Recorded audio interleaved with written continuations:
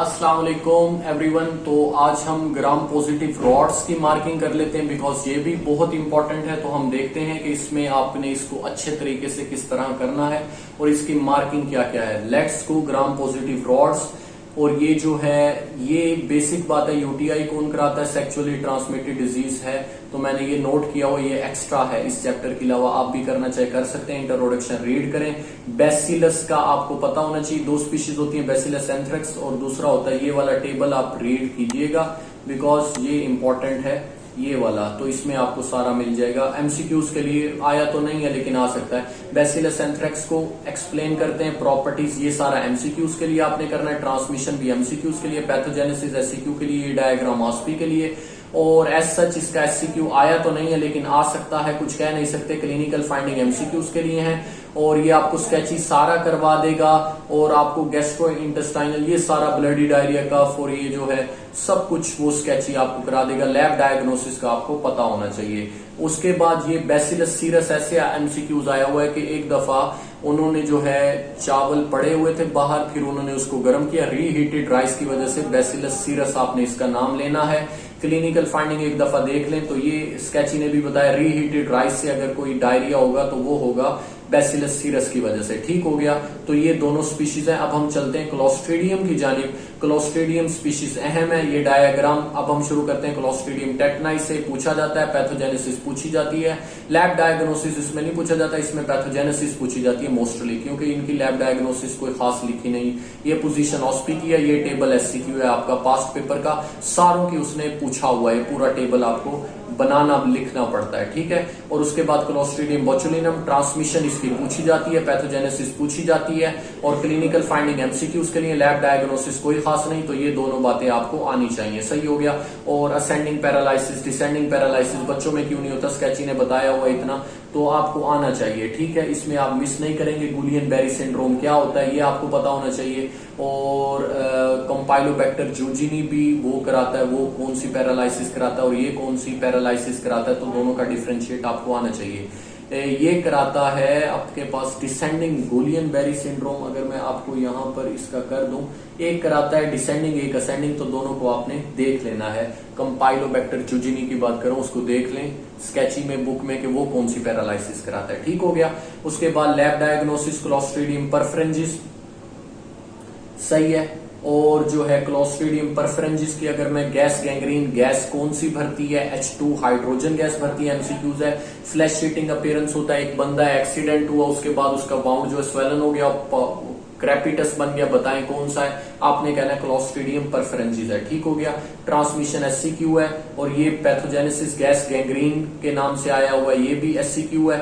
और ये डायग्राम ऑस्पी की है, पैथोजेनेसिस भी इसकी एससीक्यू है। Clinical finding FC, lab diagnosis नहीं पूछते। ठीक हो गया। ट्रीटमेंट प्रिवेंशन छोड़ दें, फूड पॉइजनिंग भी करवा सकता है। ठीक हो गया। क्लीन ये अब हमारे पास treatment prevention, disease transmission, pathogenesis.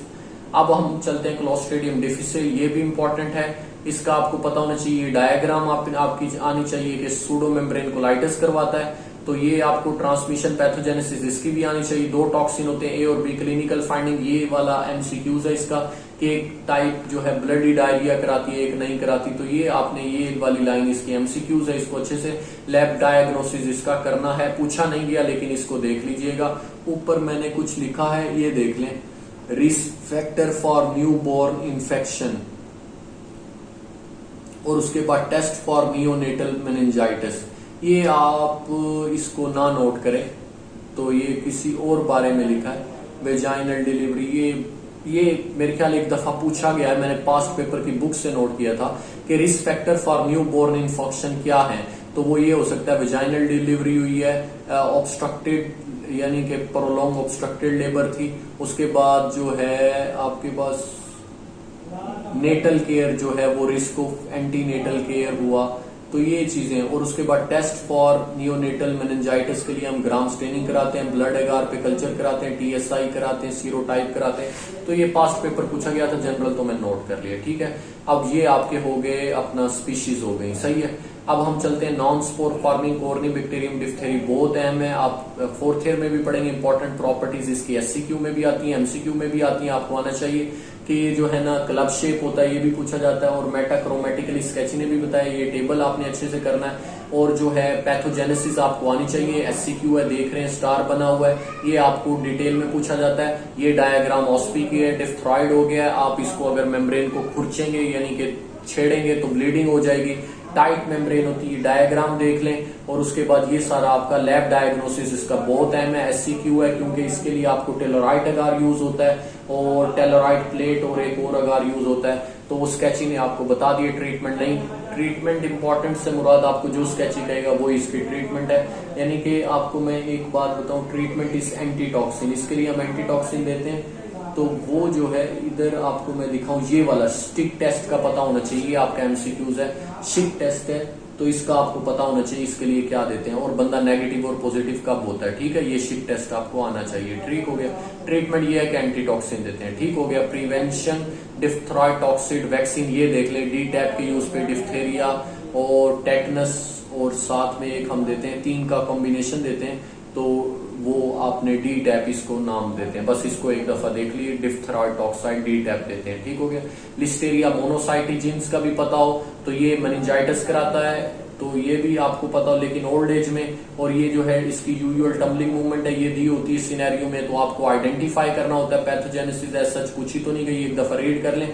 इसकी एक्टिंग लाइक ये जो है ना ड्यूरिंग डिलीवरी के अक्रॉस द डिलीवरी फैलता, फिर इसकी एक मूवमेंट थी, उस मूवमेंट को हम कहते हैं एक्टिन रॉकेट्स। ये दे के एमसीक्यूज में आपसे पूछा जाता है, तो ये आपको पता होना चाहिए। क्लिनिकल फाइंडिंग को जस्ट रीड करें, लेबोरेटरी डायग्नोसिस को रीड करें, कोई खास नहीं है, तो ये आपका हो जाता है, ये इतना ज्यादा इंपॉर्टेंट। ये जो है ना गार्डिनेला वेजिनलिस, ये बहुत इंपॉर्टेंट है फीमेल के केसेस में। इसमें काम की बात, क्लू सेल आपको पता होना चाहिए, इसकी प्रॉपर्टीज पता होनी चाहिए, इसकी पैथोजेनेसिस आपको देखें, ये वेजिनाइटिस नहीं कराता, ये आता है वेजिनोसिस। वेजिनाइटिस में इन्फ्लेमेशन होती है, वेजिनोसिस में वहां पे जो है ग्रोथ होती है, तो ये दो फ्लों का डिफरेंस है। जो आपने ट्रिकोनोमा वेजिनैलिस पढ़ा है, पैरासाइट है, वो कराता है वेजिनाइटिस, ये कराता है वेजिनोसिस, गार्डिनेला ये बैक्टीरिया, ठीक हो गया।